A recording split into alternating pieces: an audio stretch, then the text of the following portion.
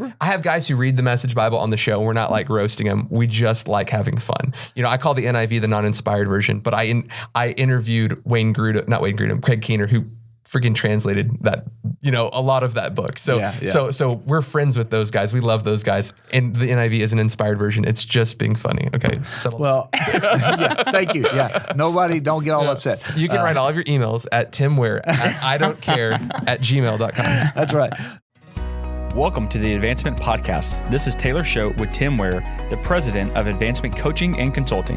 Today, we will be discussing practical insights for pastors and church leaders to advance your life, your work, and your ministry. Are you ready to advance? Well, welcome back to episode 3 in our series on social media. I think Taylor and I are sitting here in the breaks. We're going, our minds are blown because we've been over-posting for our life. Yes. So, in the break, you talked about your platform, and these are the best practices. Sure. These are the ones you were using when you work with churches and when you work with ministries, and then you built the platform for the Remnant Radio. Yep. Right. So, how long did it take you to build and using these practices, and what did those social media platforms get? Because the reason I asked that question to open this episode up, we're diving right in because there's a whole lot here. Yeah. Is because we've got pastors that are going, "Are you sure about that?" Yeah. So I was the associate pastor of a church that is 350 members. Like when everybody shows up, the fish was this big. It was okay. About 300 members weekly, that kind of thing. Yeah. In attendance. And our By the way, I love your metaphors. You're great at metaphors. Thank you. So, The Facebook channel for that church is Facebook page is 750, right around 800, but they weekly average 350, right? If you back out of that, they've been there for 7 years, and that's their reach. Wow. 300, 350, 800 total. Now, I would say that there are probably target practice, not even frequency. Everyone looks at frequency and is like, how frequent do I post? I think that you can break those rules. Those are more like guidelines. If you want to post more, you can post more. If you want to post less, you can post less. But what you need to do is you need to hit that target every time you shoot an arrow. Just hit the target. Unfortunately, we're off in left field and we can't even figure out if we've won anything. So first, hit the target. We built Remnant Radio 2 years ago. We started the channel. We started taking it seriously about a year later when we started getting like really intense guests on. We were just inviting pastors and teachers that were local, guys that we could clown around with, talk on air. We would film it and Facebook Live it. We picked up quite a bit of steam.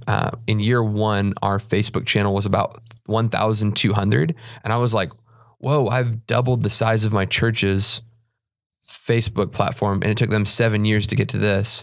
I've been doing it for 12 months, and I'm able to get twice as many. Well, what's the science behind that? And I started looking at that, and like, there might be something to this. So today we have a YouTube channel that has 2,000 subscribers. We've got, I want to say 25 to almost 3,000 Facebook followers.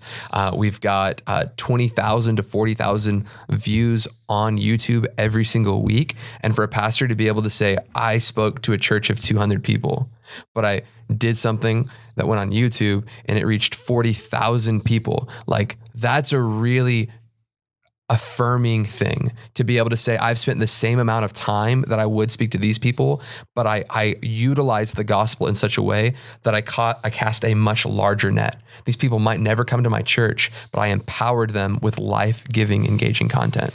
Wow. So I think, and I was telling you before the break, I posted probably 2-3 times a week. I think it's an average for me to post 3 times a week on my platforms. And that's almost exclusively Facebook and YouTube. So my YouTube, I might make 3 YouTube videos in a week. I might make 2 or 3 Facebook posts. And a lot of my posts are encouraging people to watch the video. Other ones will be funny memes. There'll be, a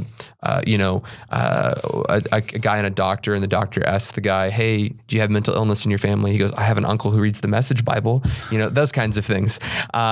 Taking shots at the message. It's theology, guys. If you don't like it, I'm sorry. You don't have to watch the show.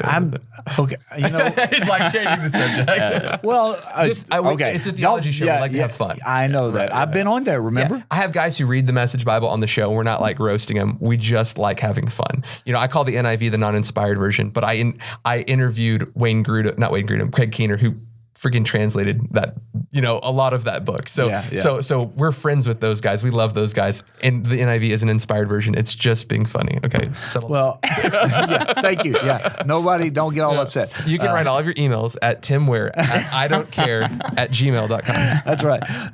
But I think what's just crazy is you just reinforced the thing that I think has got Taylor and I kind of in shock is quality trumps quantity all day in what you post. Yeah.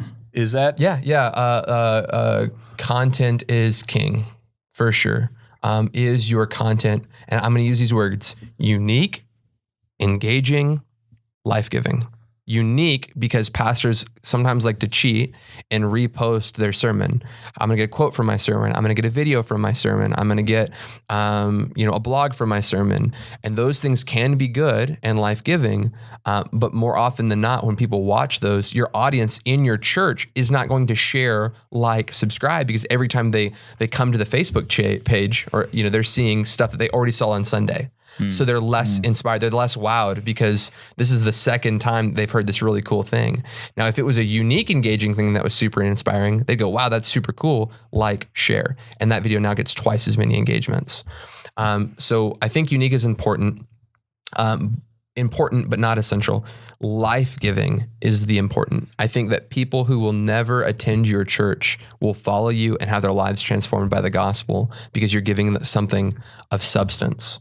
Leadership, I keep bringing it around to that because the church, if they don't, they ought to prioritize this. And as they're teaching leadership, non-believers will go, wow, that's serious, that's intense. And like I said, when you become the authority in a space, people will come and be discipled by you. They will ask you, how do I hang out with you? How can I sit in on those interviews? Can I just be a fly on the wall? I mean, we film guys like Brian Head Welch and Wayne Grudem. I talk about having, like William Lane Craig on, and people are like, I'd like to be there for that, because you just become this authority in that space, and they want to be around these people. They want to learn, and you've drawn them in. You never had to ask them, hey, do you want to come to my service?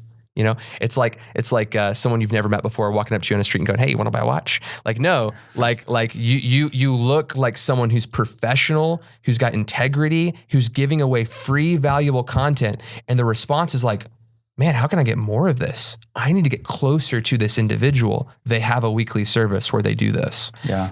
They have a monthly training program. They have online material, and you become this authority that people gravitate to. And you see, now there's a supply and demand issue, right? Before it was, come buy my stuff and nobody wants it. And now it's, everybody wants access to me. How do I serve the people, right? Like, that's an important dichotomy shift for the church, that we've got to change the way that we think about a given subject and say, how do we serve these people to the best of our ability?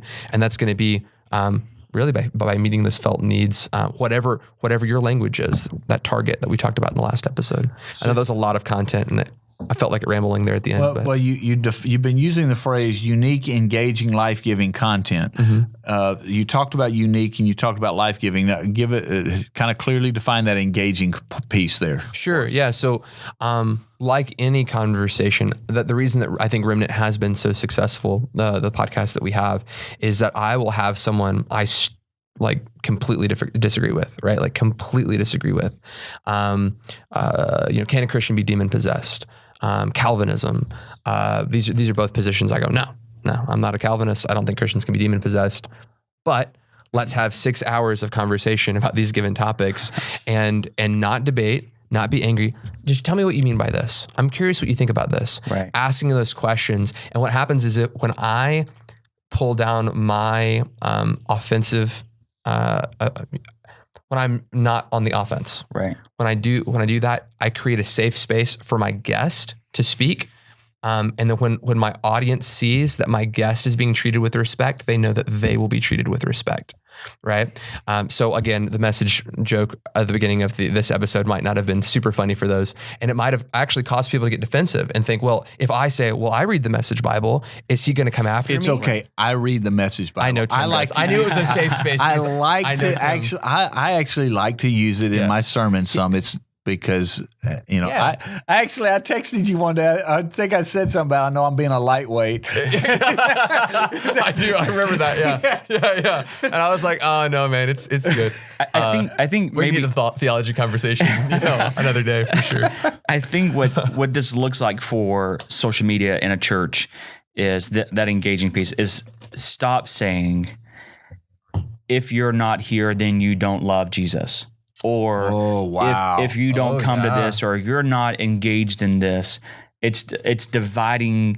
You're either one or the other, and you there's no space to, like you're saying, have a conversation with someone, because for your content, it is theological, right? That's what your podcast is about. For a church trying to engage their community, it's saying, hey, we're willing, no matter who you are. Yeah, where you're at, like we want to engage with you, and so we've got to quit.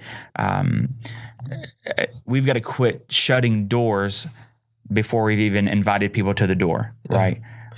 Well, if people aren't coming to the door, it's because they don't think that you have the goods to begin with. Yeah, right. So people make time for what they love is an in-house conversation. That's not something you say from the pulpit, right? We're having a Christmas production and, people will make time for anything they love. That's a backhanded way of saying, if you're not going to be here, you don't love us.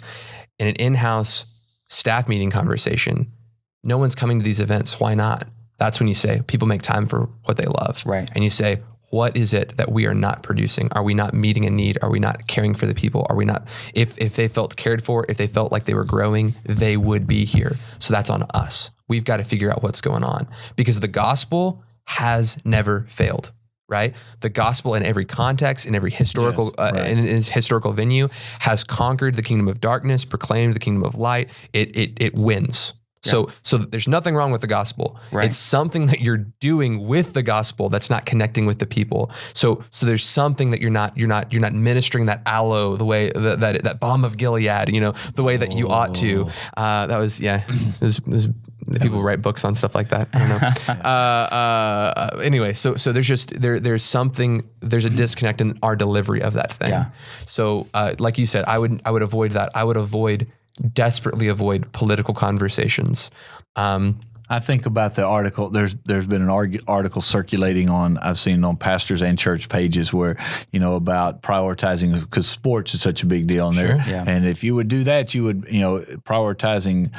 You'll shout at a football game, but you won't shout in church, that whole thing. And so what I hear, but what that does is that play, it's like we're coming into the election season at the recording, when we're recording this, which, not to be political, but you always see guys at the beginning, they play either all the way to the left, or they play all the way to the right. They're going to secure their base. Yeah. And what I hear you saying is, it's okay to we need to be posting things that are safe for the base and for those who are outside. Yeah. Don't play to one, or you can't. Don't play Jesus one. Jesus has to be the stumbling block. Right. Yes. Right. Yes. If you are the stumbling block, then if someone doesn't come to my church, it's because they can't submit to Christ. If they can't come to my church because I'm conservative, then I have hindered someone to accepting the gospel because of my political views. Yeah. So when approaching this, I'm not asking you to hide anything. I'm not asking you to pretend like if you're conservative, that you're liberal. If you're liberal, you're conservative to reach the people you're around. I'm not asking you to be dishonest. I'm asking you to address the moral issues in your society. Okay. If it's caring for the needs of widows and orphans, address that. If it's the integrity of marriage, address that. If it's on abortion and the meaning of life, address that. I know those are political issues and are constantly called political issues, but I would encourage you to view those as moral issues and make sure to frame it that way when you speak. regardless, our churches, we need to let Christ be the stumbling block. We can't be the stumbling block. So we need to become all things to all people in that regard, to say no one is going to not accept the gospel because I'm eating bacon and shrimp, right? I'm not going to eat bacon and shrimp. I'm going to preach the gospel, and then those people are going to come. So yeah, I think that's that. I think you made a comment, I believe in the last podcast, maybe not specifically this, but I wrote down, don't forget those outside the Coliseum. Yeah. Don't forget, Don't forget those outside of He said that during the congregation. break. Yeah. Is it Rick Warren? I think it was in Purpose Driven Church, Purpose Driven Youth Ministries, one of these books that I've read. And it talks about the core. Right. The core are the people on the field playing the game. Outside of the core, you have the audience, right? The audience are people who come and attend and watch the game. And well, even then, you've got your season ticket holders and then people who attend occasionally. Then you've got your audience, people who know the Dallas Cowboys exist, but can't name a single player. You know what I mean? Like there are people who know where the stadium is, but couldn't tell you some anything of about us the can't game. name their players, not just because they're not engaged, but some because the Dallas Cowboys, we're just some of us aren't fans of the Cowboys. I talk trash about the sport. Anyway. Well, I want to bring it back. I want to bring it back to, because I said I'm going to try to listen as a pastor. I am a pastor on staff, but as a pastor who's trying to work through my social media engagement as a church. And I think what's so important here, what I'm hearing us talk about, is that there are those outside the Coliseum who maybe they stumbled upon us. Maybe they're walking by, not looking to go what's happening inside, or maybe they were. I often say we're reaching people who are looking for help, healing, and hope. And that's just kind of my little thing, because when we have guests, that's what they're saying. Man, we came today because we need help in our marriage, or we came today because I'm looking for hope. Whatever. We've got to recognize that on our social media account, in today's age with technology that's out there, I mean, we've all probably experienced this. People are looking, when they begin their search for faith, for church, they're going online. That's right. And so if they go online and find us talking about our strong convictions about topics that aren't gospel oriented, or that don't lead back at least to the cross, and they may be you just said, don't lie about who you are. We're not asking that, but recognizing that when you're posting, you are speaking to an audience truthfully that probably will have more weight outside your church than those inside. They know. Yeah, they know already. So your attendance of your local service, 350, still a good example. How many are watching you on Facebook? 2 or 3 times that number. Yeah. Right? So if your church is 10,000, 2 or 3 times that number, you've got 20, 30,000 people on your Facebook channel, give or take. Okay. Go ahead. I want to come back to that in a second. I'm just saying that we will create content assuming that only our church members are seeing it when there's a much bigger audience at play. Right. Even the idea of using insider language. Yeah, absolutely. So it's something at our church, like our official name is the Bridge Community Church. Well, that's a long name to type out, to write out, to say. So we often would say BCC. Yep. Well, if you're outside the congregation, you don't know what BCC means. Yep. It sounds like you're saying before Christ and somebody else, and then we'll say, at times we'll drop community and just say Bridge Church. Well, now we're confusing, because at times we say BCC, which doesn't even match up to when you come in. We're saying Bridge Church. Yeah. So I think it's important, your social media, talking about those inside may know this about you, but those on the outside who what you're just saying here is at times far greater than those who are following you from the inside. And again, our jabs, our giving away free content reaches everyone. Yeah. Now our right hook might apply to a smaller group, because not all the people who follow us can come to our content. But if I had a lady come on my show last night, right? We were doing a theology show, and we actually disagreed on a theological topic, and I had her come on, and I just asked her a bunch of questions, and we had a great conversation. She loved talking to me before our show, loved the conversation during and the conversation after, and she was like, how how can I just like upgrade your equipment? Like how much would it cost to like make this legit? So I had a conversation with a person I completely disagreed with, right? Yeah. And loved for them and cared for them and did nothing but, you know, elevate her platform, encourage her, you know, point my audience to her as a valued leader in the community of faith. And the response to that was, how can I give? Yeah. She's not going to be a weekly member of the show. She's not asking for ownership. Yeah. And I think so many Christians think the win is church attendance when like, there are people out there who live 6 states away that if you're teaching the leadership content they need, they're probably going to fund your homeless ministry. They're going to fund your X, Y, and Z because you are so valuable to them. They want to help you succeed. And I think when you can make an impact on the larger group, you'll realize what they're willing to do for you. Yeah. We don't do this because of what they're going to do for us. We do this because we care and they can tell. And in response, that's typically what that's what that right hook is it's asking, it's the ask of how can you help us further this free give, this free mission, this free content that we're giving out. How can you help us? Yeah. So, yeah. Okay. So I'm going to pull this to a pet peeve because it was a great segue to it.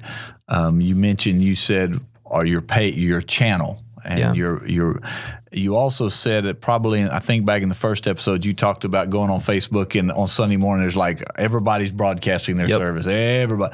I struggle with that as a consultant. I'm just going to tell you, I struggle with that. And a coach, I tell guys that I ask them why, because they think, well, I'm reaching all these people, but you've already said the metrics are hard to read. Facebook are the worst. They're hard to read, to understand. And you know, my challenge with it is the people who do streaming well have apps and they do it on their website.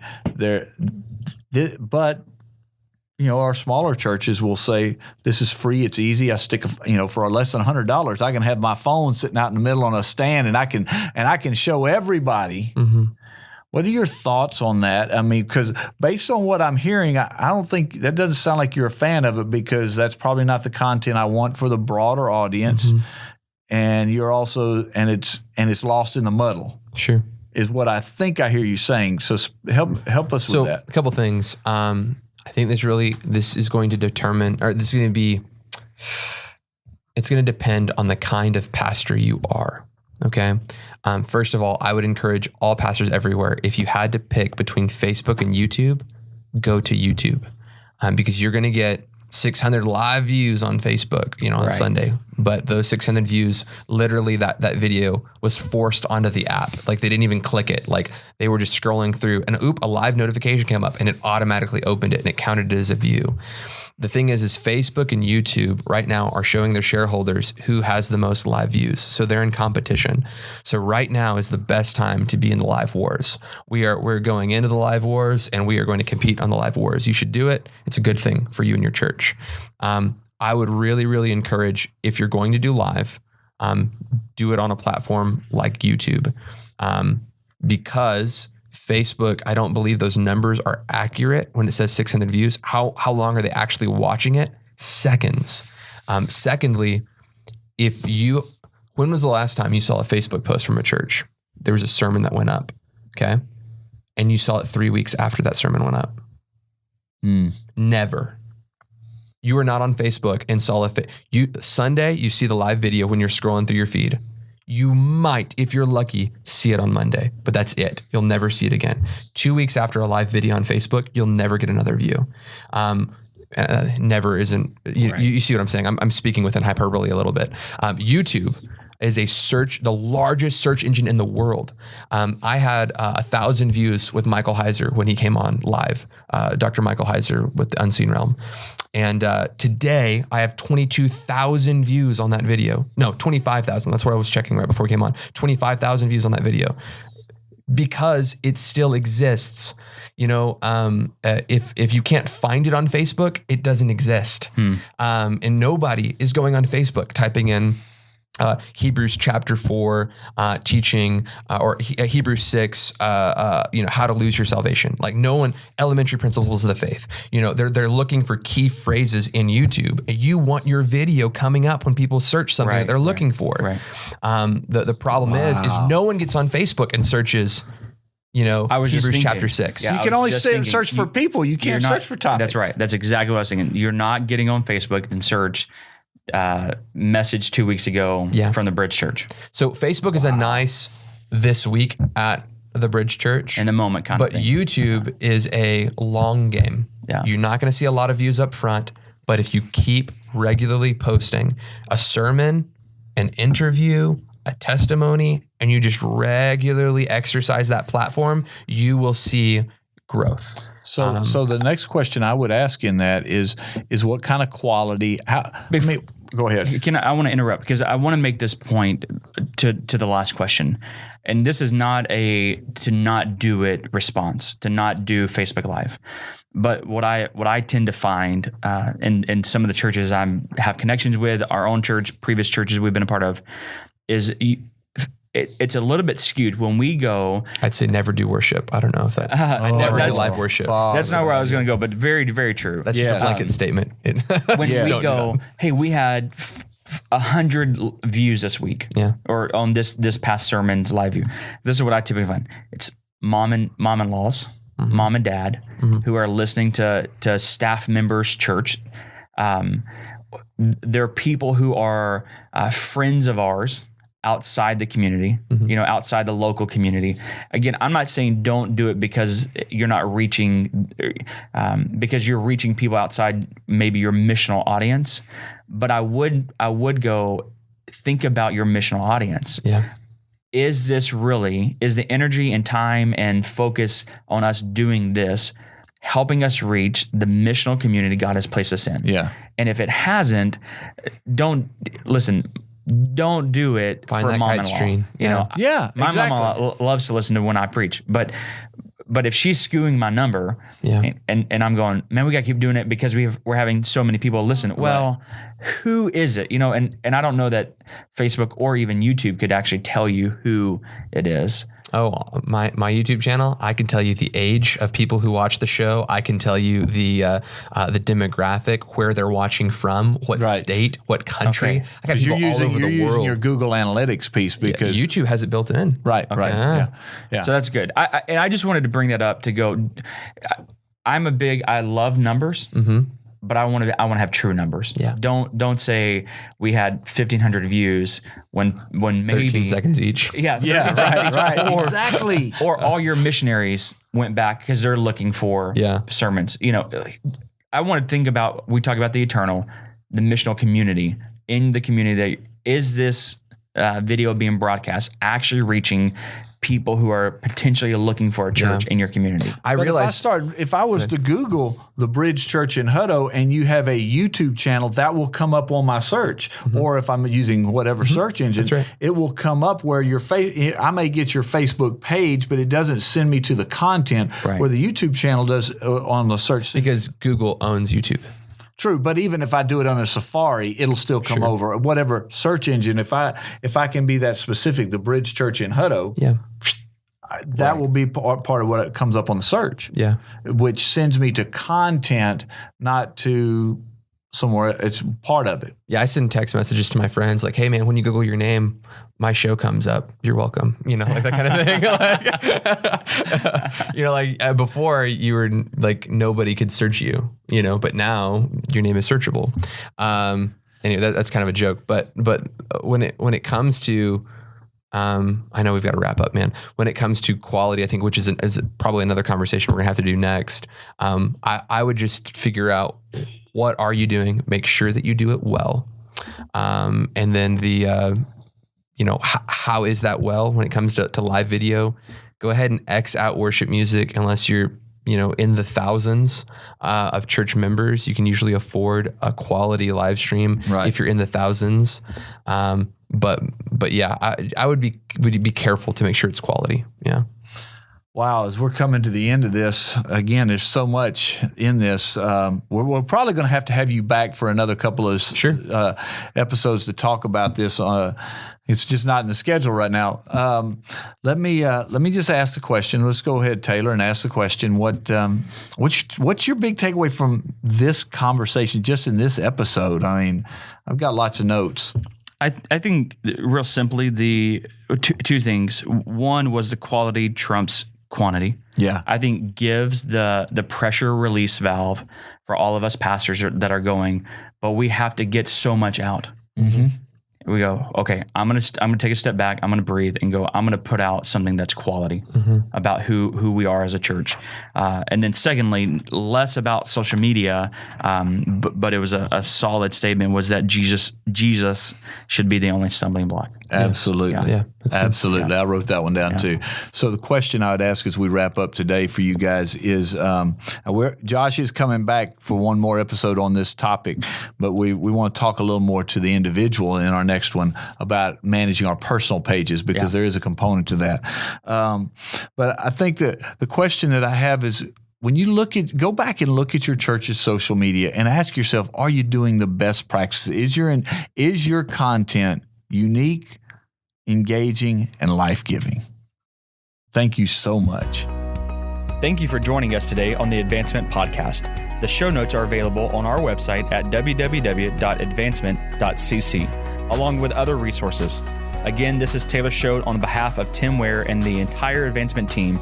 We want you to remember that you are meant to advance.